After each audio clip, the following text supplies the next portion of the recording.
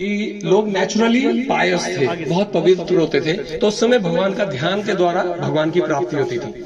अभी आजकल हम आपको बोले कि आप ध्यान लगाइए, कौन लगाएगा ध्यान? कहेंगे हाय राम, इतने डिप्रेशन में हैं हम, इतने कष्ट में हैं, इतने कलेश हैं, हम क्या ध्यान लगाएंगे? कहते हैं ना भगवान का नाम लो, वो बोलते हैं हमें मत सुनाइए, हमारे मन में 24 घंटे भगवान का नाम चलता है। अरे भैया, तो फिर मन से ही खा लिया करो, है कि नहीं? भगवान ने मुंह क्यों दिया है? हर इंद्री का प्रयोग हमें भगवान की सेवा के लिए करना है, ठीक है? तो जीवा का प्रयोग भगवान की नाम लेने के लिए करना है, ठीक है? लेकिन जब बोलते हैं तो कहते हैं हम मेडिटेशन करते हैं। मेडिटेशन कैसे कर सकते हैं हम?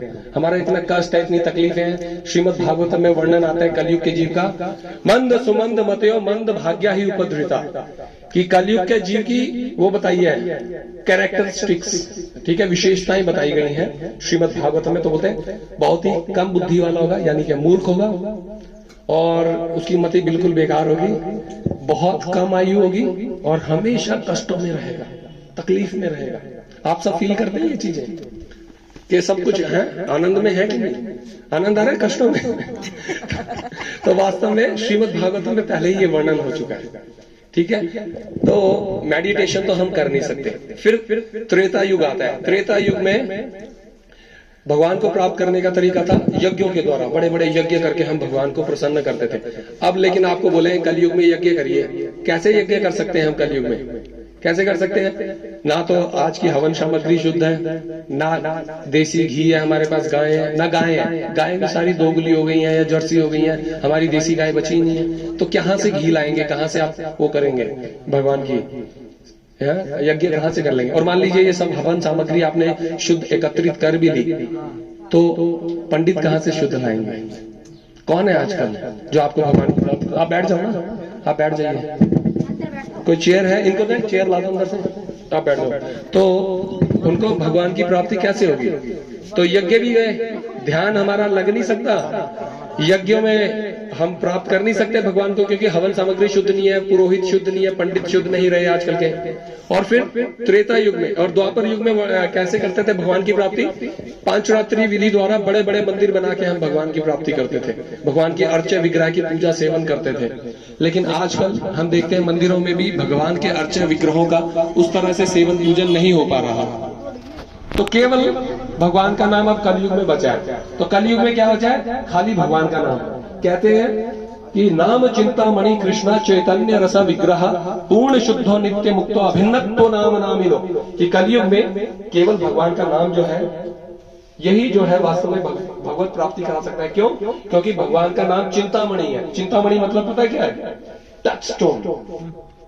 जो आप उनसे मांगेंगे हरि नाम से, वो आपको मिल जाएगा। और ये पूरा साक्षात सच्चिदानंद विग्रह है भगवान, और भगवान के नाम में कोई अंतर नहीं है। इसलिए आप देखेंगे कि जब हम भगवान के नामों का कीर्तन करते हैं, हमारे हृदय में कितना आनंद आता है, सबके चेहरों पे क्यों स्माइल आ जाती है, क्यों खुश हो जाते हैं सभी?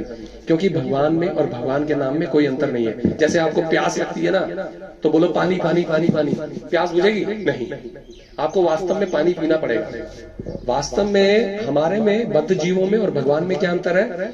कि बद्ध जीव जो है उसमें और उसके नाम में अंतर है, ठीक है? जैसे आपका नाम क्या है? हाँ, अंजुला, अंजुला माता। तो ये अभी यहाँ खड़ी है, ठीक है? अब मैं रहन में जाके चिल्लाऊं अंजुला अंजुला, तो इनको थोड़ी पता चलेगा। इनका नाम और इनमें अंतर है, लेकिन भगवान में ऐसा नहीं है। भगवान के नाम में और भगवान के कीर्तन में, भगवान के नाम गुण रूप लीला धाम, इनमें कोई अंतर नहीं है। इसीलिए जब हम श्रीमद् भागवतम का श्रवण करते हैं, भगवत गीता का श्रवण करते हैं, हमें क्यों आनंद आता है? क्योंकि वास्तव में इनमें और भगवान में कोई अंतर नहीं है। तो ठीक है, तो आप सब भगवान में, कलयुग में केवल भगवान का नाम ही बचा है जो हमें वास्तव में भगवत प्राप्ति कराता है, और हमेशा ये शुद्ध रहता है, नित्य मुक्त अभिन्नत्व नाम नामिनो। भगवान में और भगवान के नाम में कोई अंतर नहीं है। और इसमें कलयुग में ये हमारे कलि संतरण उपनिषद में भी ये वर्णन आता है कि हरेर नाम एवं केवलम कलौ नास्तेव नास्तेव नास्तेव गतिरन्यथा, कि कलयुग में केवल भगवान का नाम है, केवल भगवान का नाम, केवल भगवान का नाम ही है जो हमें इस जन्म मृत्यु के चक्कर से, कष्टों से मुक्त करा सकता है। दूसरा और कोई तरीका नहीं है। नहीं है, नहीं है। तो 3 बार बल दिया गया है एक ही बात के ऊपर। क्यों? क्योंकि इसको सिद्ध करने के लिए, कोई बात बहुत इंपॉर्टेंट होती है, कोई महत्वपूर्ण होती है, तो उसे सिद्ध करने के लिए उसमें बल दिया जाता है। तो इसलिए आप सबका बड़ा सौभाग्य है कि आज हम ये हरि नाम के लिए एकत्रित हुए हैं यहाँ पे। तो सबको आनंद आ रहा है?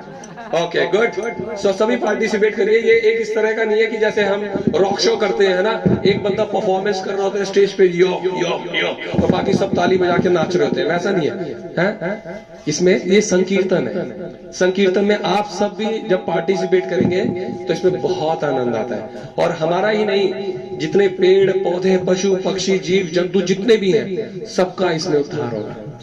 ठीक है? श्रीमन महाप्रभु ने एक बार इनसे पूछा था, नामाचार्य श्रील हरिदास ठाकुर से, कि कलयुग में बद्ध जीवों को उद्धार कैसे होगा। चलो, हम सो कॉल्ड जो सनातन धर्मी है वो तो राम का कृष्ण का नाम कहीं ना कहीं ले ही लेते हैं, लेकिन जो दूसरे धर्मों के लोग हैं उनका उद्धार कैसे होगा। तो उन्होंने बोला, हे महाप्रभु, जब आपके भक्त संकीर्तन करते हुए जाएंगे तो जो जो उस संकीर्तन को सुनेगा एक बार में उसका उद्धार हो जाएगा। हरि बोल। तो सभी के सभी प्लीज भगवान के नामों का श्रवण कीर्तन करिए और अपने जीवन में वास्तविक आनंद का अनुभव करिए। आप सब करेंगे तो कलयुग में कैसे करने का तरीका है? 2 तरह से कीर्तन होता है। एक होता है जप, जो हम पर्सनली करते हैं, हरे कृष्ण कृष्ण कृष्ण हरे हरे, हरे राम राम राम हरे, ये होता है पर्सनल। और दूसरा होता है संकीर्तन, जो सब मिलके करते हैं। तो दोनों तरह से उद्धार हो सकता है। ठीक है? सो सब करिए प्लीज।